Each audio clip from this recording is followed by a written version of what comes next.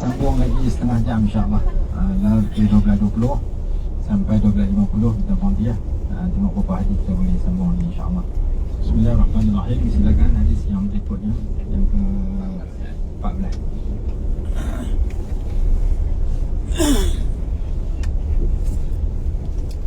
Bismillahirrahmanirrahim. Hadis yang ke-14. Qala musannif rahimahullah ta'ala wa nafa'ana bihi wa bi'ulumihi fi darain amin Allahumma amin. Orang yang utama dikuburkan apabila banyak mengambil, membaca dan beramal Al-Quran.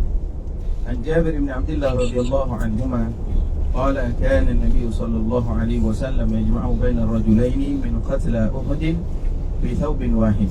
ثم يقول أيهم أكثر أخذا للقرآن فإذا أشير له إلى أحدهما قدمه في اللحد وقال أنا شهيد على هؤلاء يوم القيامة وأمر بدفنهم في دمائهم ولم يغسلوا ولم يصلى عليهم.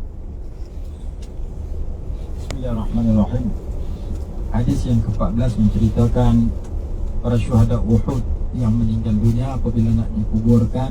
Nabi SAW tanya, di antara mereka berdua ini, sebab setiap kali nak dikuburkan syuhada disebabkan kekurangan kain dan sebagainya, maka dihimpunkan 2 atau 3 semayat untuk satu liang lahat, 2 atau 3 syuhada untuk satu liang lahat.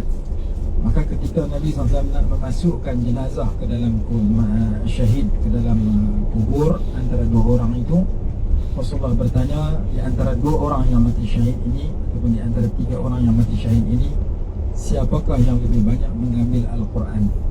Apabila ditunjuk yang satu ni lebih banyak, yang satu ni kurang lagi, maka didahulukan orang yang banyak Quran itu didahulukan untuk dimasukkan ke dalam yang lahat. Orang yang kurang Quran dimasukkan lebih lewat daripada yang pertama. Menunjukkan kepada kita bahawa orang yang paling bertuah masuk ke dalam kubur ialah orang yang paling banyak membaca Al-Quran, paling banyak mengaji Al-Quran, paling banyak mendampingi dan menghayati Al-Quran. Jadi kita, masa kita masih berbaki sebelum kita meninggal dunia, kita nak masuk kubur sebagai orang yang paling bertuah, maka perbanyakkan pahala dengan Al-Quran. Kerana Rasulullah kata, dia ni 2 orang ni mana lebih Quran, lebih pun dulu dalam kubur, kurang Quran pun nombor 2. Riwayat yang lain kalau 3 orang, yang paling banyak Quran dan tanam lebih dahulu, masukkan dulu dalam kubur. Yang nombor 2 Quran letakkan dalam kubur, dan yang ketiga masukkan ke dalam kubur peringkat yang terakhir. Jadi orang yang paling beruntung masuk kubur ialah orang yang paling banyak mendampingi, menghayati, membaca dan mengaji Al-Quran. Hadis yang ke-15, ibu bapa punca baik ni anak atau sebaliknya.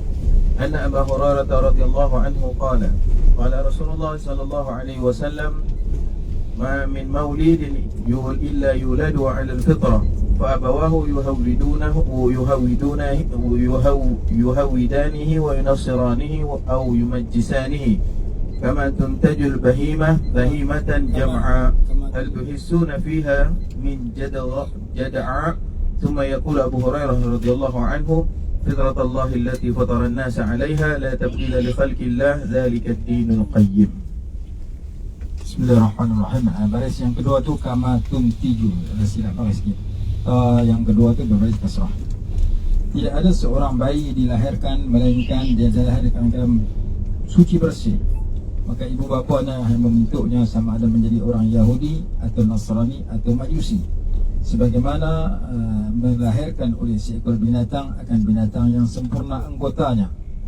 Maka seperti mana kambing melahirkan anak kambing yang cukup anggota tidak cacat, selengkap sempurna, maka seorang ibu bapa yang berkahwin melahirkan anak yang suci bersih fitrahnya. Maka ibu bapa lah yang mencorakkan anak itu ke arah warna apa, sama ada dia membentuk sebagai seorang Islam ataupun sebaliknya. Tidak dimaksudkan dengan hadis ini mengajak anak dia masuk Yahudi dan Nasrani, tetapi apabila dia membiarkan anaknya tidak melakukan kewajipan seperti solat 5 waktu, dan dia membiarkan anaknya mengikut akhlak dan kelakuan orang-orang yang beragama lain seperti Majusi dan Nasrani, maka dianggap ibu bapa itu menjadi penyebab kepada anak itu menjadi perangai Yahudi atau Nasrani atau Majusi. Maka hadis ini mengajar kepada kita bahawa setiap anak yang dilahirkan putih bersih, maka corak dan warna yang akan dilalui oleh anak itu menurut kehendak dan pentadbiran ataupun menurut pendidikan yang diberikan oleh ibu bapa.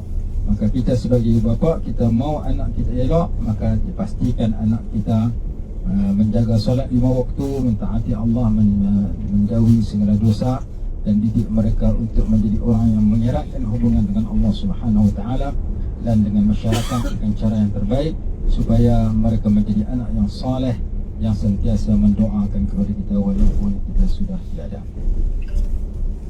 Hadis yang ke-16 memohon perlindungan dari 4 bahaya. An Abi Hurairah radhiyallahu anhu qala kana Rasulullah sallallahu alaihi wasallam yad'u wa yaqulu Allahumma inni a'udzubika min adzabil qabri wa min adzabin nar wa min fitnatil mahya wal mamat wa min fitnatil masiihid dajjal.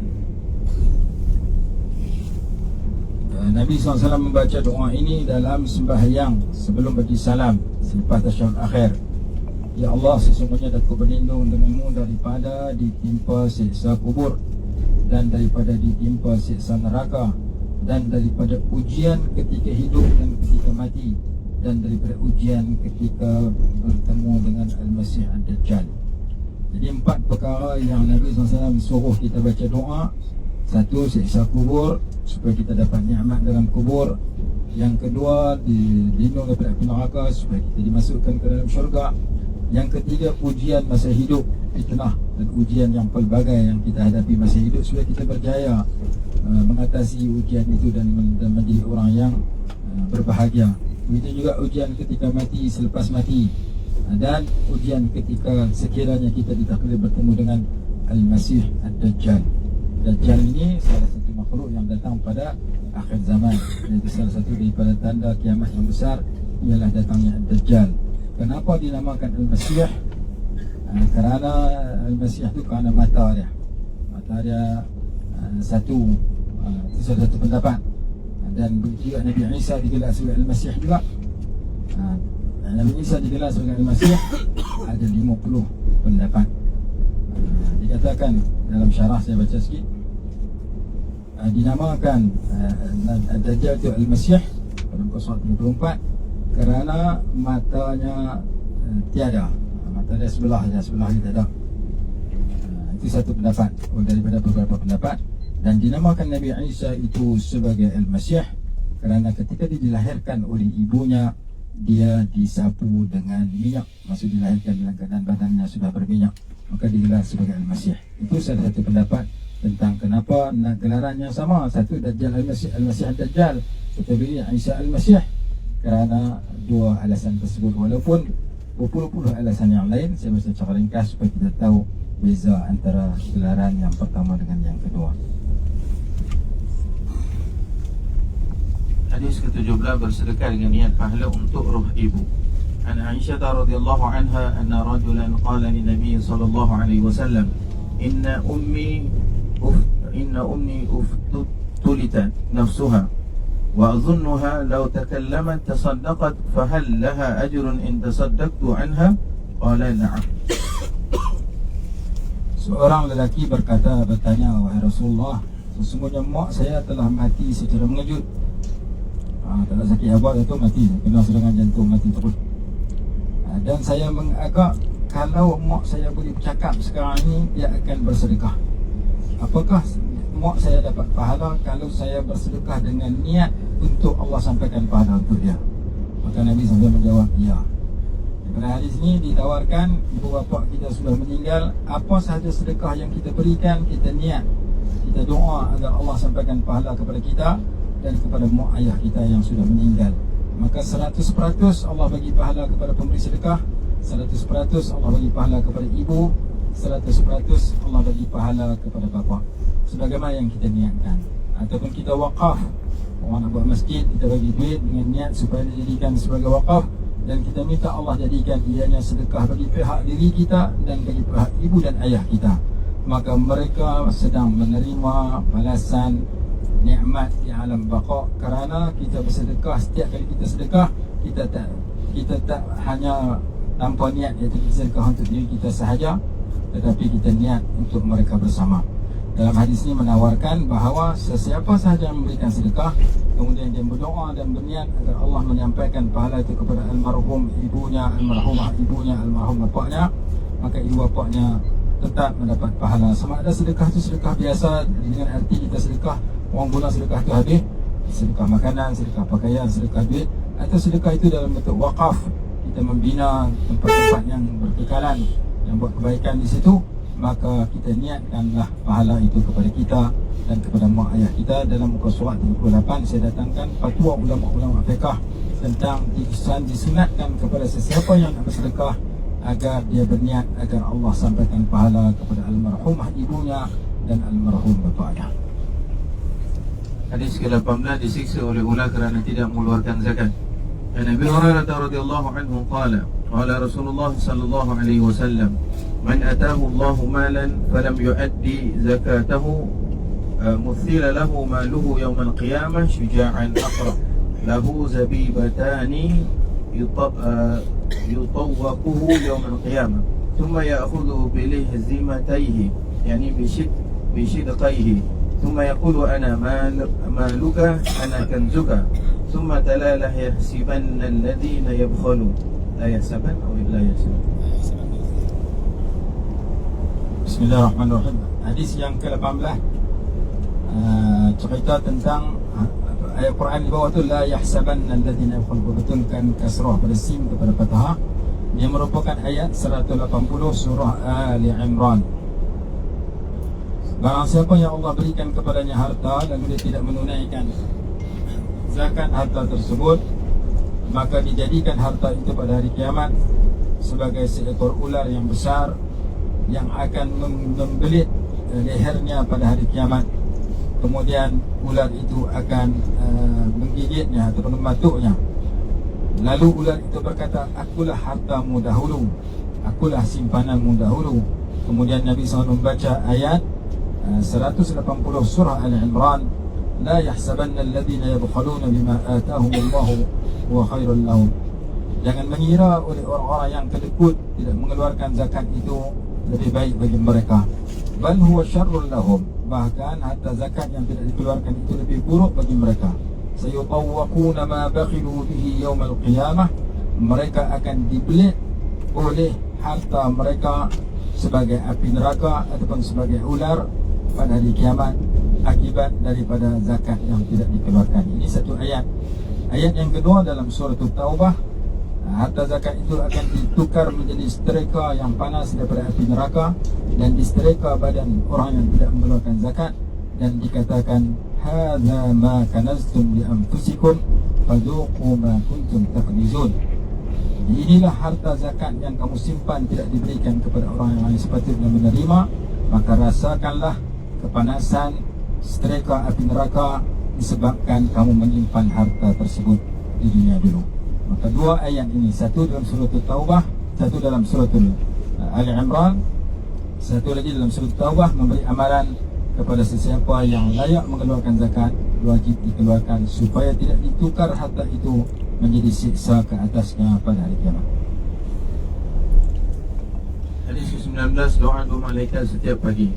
An Abi Hurairah radhiyallahu anhu anna Nabiy sallallahu alaihi wasallam qala ما من يوم يصبح العباد فيه ملكان ينزلان فيقول أحدهما اللهم أعط منفقا خلفا ويقول الآخر اللهم أعط ممسكا تلفا. Hadis yang ke-19 menceritakan bahawa setiap pagi Allah hantar malaikat untuk berdoa kepada kita.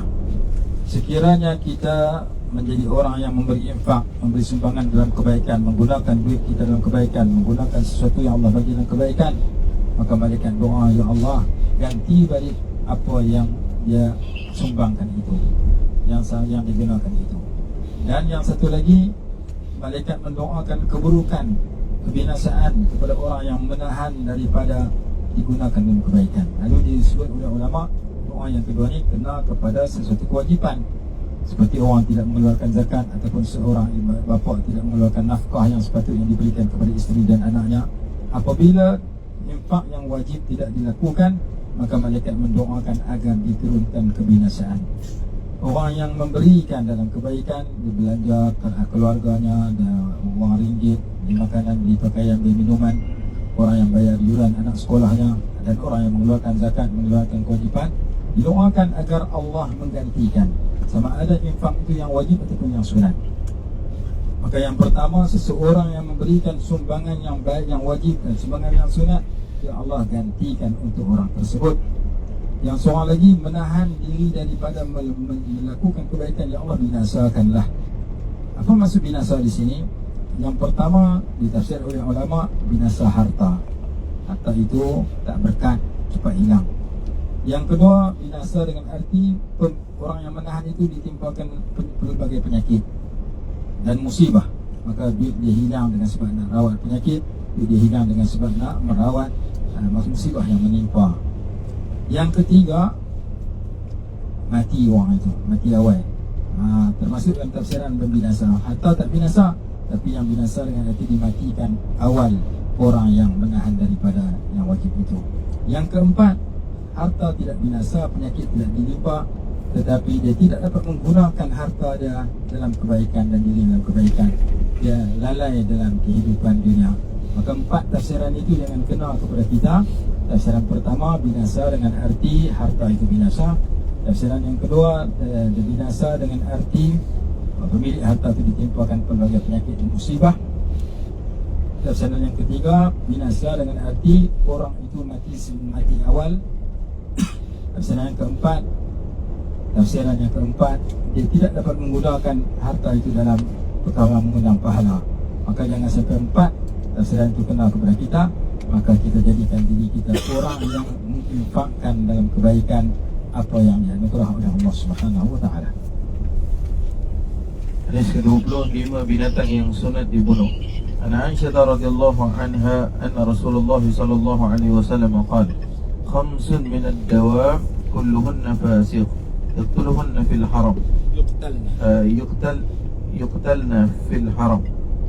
Al-ghurab wal-hida'ah wal-aqrab wal-fa'ratu wal-kalbul aqur.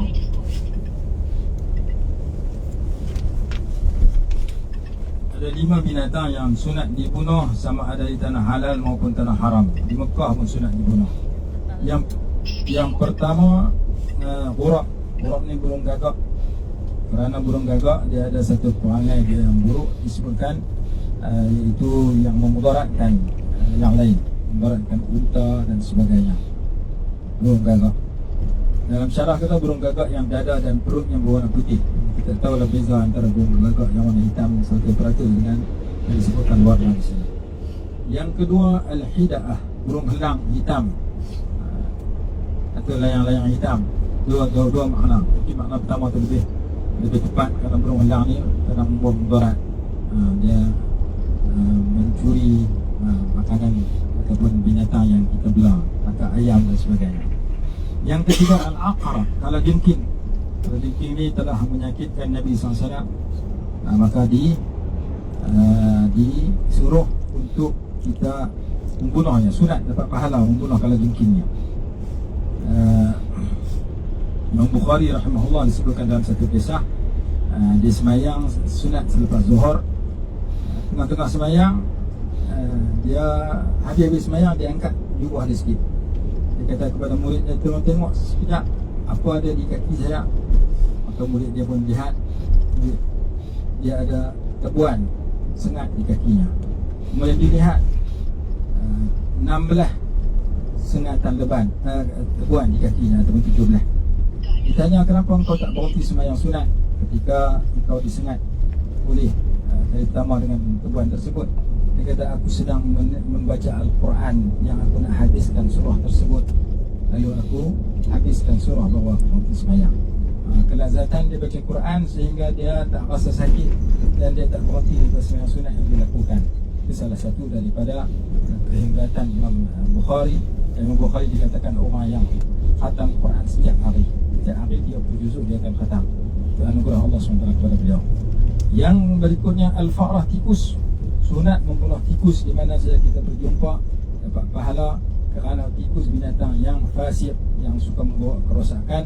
Dia pernah menarik tali sumbu pelita sehingga terbakar sejadah Nabi SAW, maka disunat kita membunuh tikus di mana dia berada. Yang terakhir al-kalbul aqur. Al-kalbul aqur ni dua tafsiran. Tafsiran pertama menyatakan anjing, dikiaskan kepada anjing, dimasukkan dalam kategori anjing juga serigala yang membawa mudarat, al-aqur yang melukakan orang. Tafsiran kedua menyatakan seluruh binatang yang berbisa seperti singa, seluruh binatang yang ganas yang boleh membunuh seperti singa, harimau dan sebagainya. Maka tafsiran kedua ini tafsiran kebanyakan ulama berdasarkan hadis doa Nabi SAW, Allahumma sallit alaihim kalban min kilabik, ya Allah sampaikan limpahkan kepada mereka anjing engkau. Maka ketika itu singa yang datang, maka disebut anjing datang singa. Hadis itu ulama mentafsirkan ada makna kalbun aqur, dua makna. Satu makna anjing betul, satu yang kedua segala jenis binatang yang ganas yang boleh menyakitkan dan membunuh manusia. Maka tafsiran kedua ini digunakan oleh kebanyakan ulama, maka dia terjemah dan bubuh segala jenis singa, harimau dan sebagainya. Hadis 21, berikan makanan kepada jiran walaupun sedikit. An Abi Hurairah radhiyallahu anhu an Nabi sallallahu alaihi wasallam qala, ya nisa al-muslimat la tahtaqiranna jaratu jaratiha walau firsina syad. Wahai muslimat, wahai perempuan yang muslimat, jangan memandang remeh oleh seorang jiran untuk memberikan sesuatu pemberian kepada jirannya, walaupun yang diberikan itu hanya sepuntung kaki kambing.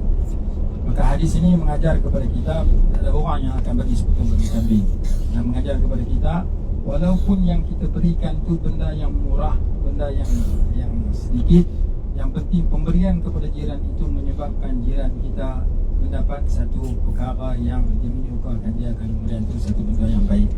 Maka diajar kepada kita bila kita ada jiran, belilah apa-apa pun pemberian yang boleh menyukakan hati jiran, buah-buahan ke, makanan ke, yang penting walaupun sikit, kerana dia akan mendapat pahala dan menyukakan jiran yang terima.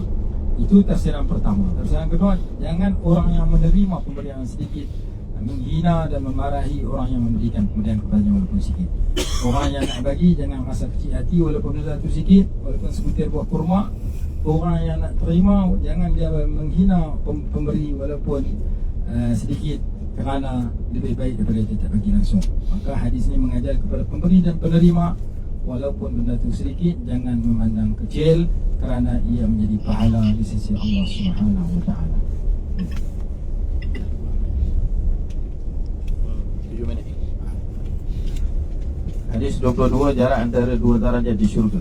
An Abi Hurairah radhiyallahu anhu qala, qala Rasulullah sallallahu alaihi wasallam, man amana billahi wa bi rasulihi wa aqama as-salata wa shama ramadhana kana haqqan 'ala Allah an yudkhilahu al-jannah. جاهد في سبيل الله أو جلس في أرضه التي ولد فيها وقالوا يا رسول الله أفلا نبشر الناس قال إن في الجنة 100 درجة أعد الله للمجاهدين في سبيل الله ما بين درجتين كما بين السماء والأرض فإذا سألتم الله فسألوه الفردوس فإنه أوسط الجنة وأعلى الجنة فوقه عرش الرحمن ومنه تفجر أنهار الجنة قال محمد بن فلي عن أبيه وفوقه عرش الرحمن. Hadis yang 22 menyatakan jarak antara satu darjat kepada satu darjat dalam syurga sejauhnya seperti jarak antara langit dan bumi. Dan diceritakan orang yang berjihad pada sahabat jalan Allah dikurniakan 100 darjat. Begitu juga kalau kita minta syurga, digalakkan kita memohon al-firdaus al-ala, syurga firdaus yang tertinggi. Itu dua pengajaran daripada hadis ini. Dan itu juga kita baca ayat-ayat Quran dan hadis-hadis yang menceritakan tentang darjat, betapa tingginya jarak antara satu darjat dengan satu darjat yang lain, sebagaimana firman Allah Ta'ala yang berbunyi, diberikan kepada orang yang beriman dan berilmu itu darajat, yarfa'illahu alladhina amanu minkum walladzina utul ilma darajat. Allah mengangkat orang yang berilmu dan beriman dan berilmu itu dengan darjat-darjat.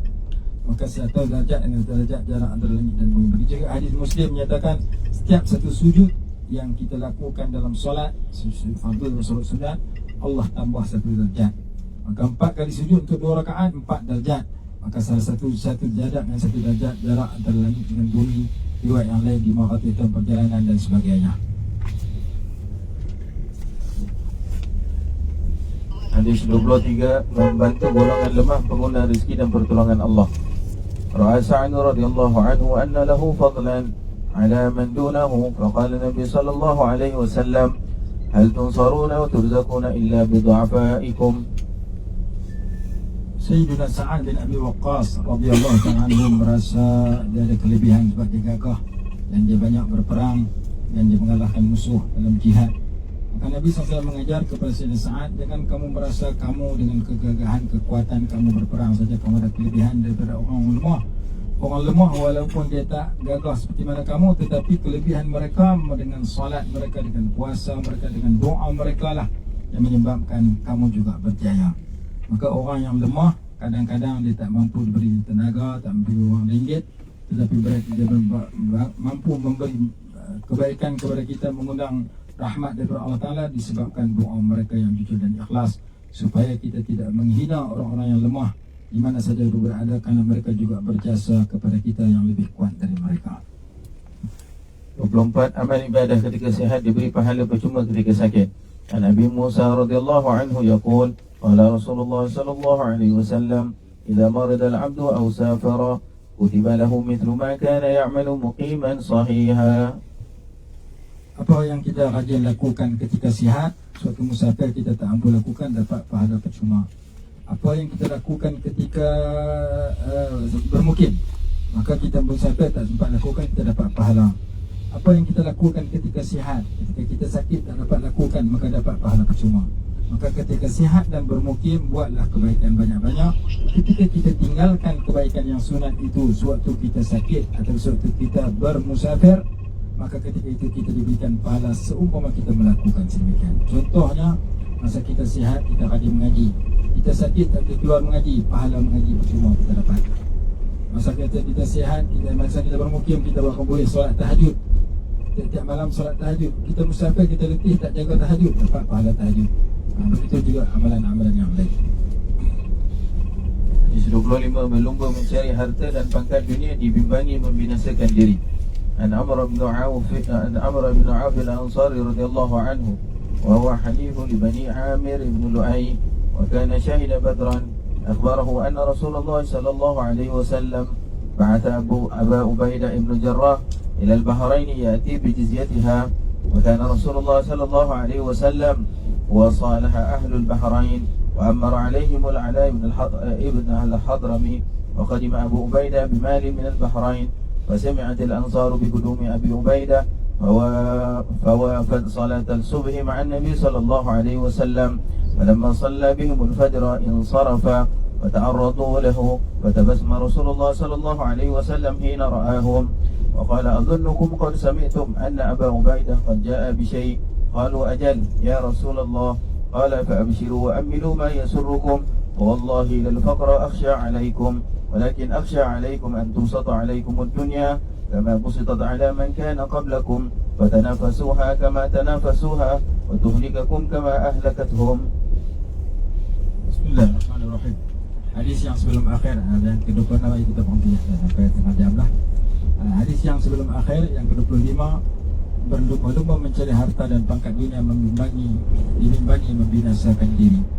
Hadis ini menceritakan bagaimana Rasulullah SAW mengutus Abu Ubaidah ibn Jarrah radhiyallahu anhu ke negara Bahrain, lalu dibawa balik harta jizyah yang dibayar oleh penduduk Bahrain dengan banyak sekali.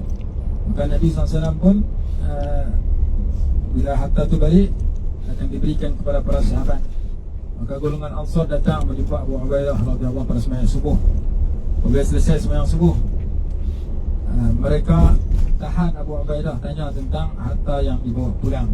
Maka Nabi SAW senyum melihat gelagat mereka ketika bertanya Abu Ubaidah. Lalu Nabi SAW bersabda, apakah kamu menyangka kamu telah mendengar Abu Ubaidah radhiyallahu telah datang membawa sesuatu? Mereka menjawab, ya wahai Rasulullah. Maka Nabi SAW bersabda, bergembiralah kamu dan inginkan apa yang menggembirakan kamu, Demi Allah, kefakiran itu tidak aku takuti menimpa kamu. Tetapi yang aku takut apabila kamu diberikan kekayaan dunia seperti mana diberikan kepada umat-umat sebelum kamu, lalu kamu berlumba-lumba untuk mendapatkan kekayaan tersebut dan akhirnya membinasakan kamu sebagaimana ia telah membinasakan orang terdahulu. Jadi hadis ini mengajar kepada kita, nak cari harta banyak mana pun silakan, tetapi jangan sampai kita berlumba-lumba sehingga menimbulkan perkara haram, seperti kita fitnah orang itu, seperti kita merampas dan mencuri, seperti mana kita mendapat secara rasuah dan sebagainya. Berlumba sehingga menyebabkan orang itu binasa, dan perlumbaan mencari dunia sehingga terlibat dengan kesalahan dan perkara yang terlarang. Hadis ke-26. Satu pokok di syurga bayangnya 100 tahun perjalanan. An Abi Hurairah radhiyallahu anhu 'an Nabi sallallahu alaihi wasallam qala inna fil jannah la shajaratan yasiru ar-rakibu fi dhilliha 100 sana wa qra'u in syi'tum wa dhillin mamdud. Sesungguhnya dalam syurga ada satu pokok di mana bergerak orang yang berkenderaan yang pantas di bawah bayangnya 100 tahun perjalanan. Iaitu tafsiran hadis ini menjelaskan maksud firman Allah Subhanahu wa taala dalam surah Al-Waqiah yang ayat 30. Dan bacalah oleh kamu semua jika kamu kendaki satu ayat dalam surah Al-Waqiah yang berbunyi wa dhillin mamdudin, satu bayang yang dipanjangkan oleh Allah. Satu pokok dalam syurga, jarak antara pokok tersebut dengan bayangnya 100 tahun perjalanan. Allah besarkan pokok untuk dinikmati oleh penghuni dalam syurga. Ya, kita boleh berehat dulu. Sekali kita dah berehat makan solat zuhur dan sebagainya. Dalam perjalanan lagi mungkin kita boleh sambung, dan insyaAllah boleh kita sampai kita melihat khatam di Imam Bukhari, insyaAllah. Hadis terakhir kita tahu di Imam Bukhari, insyaAllah. Wallahu a'lam.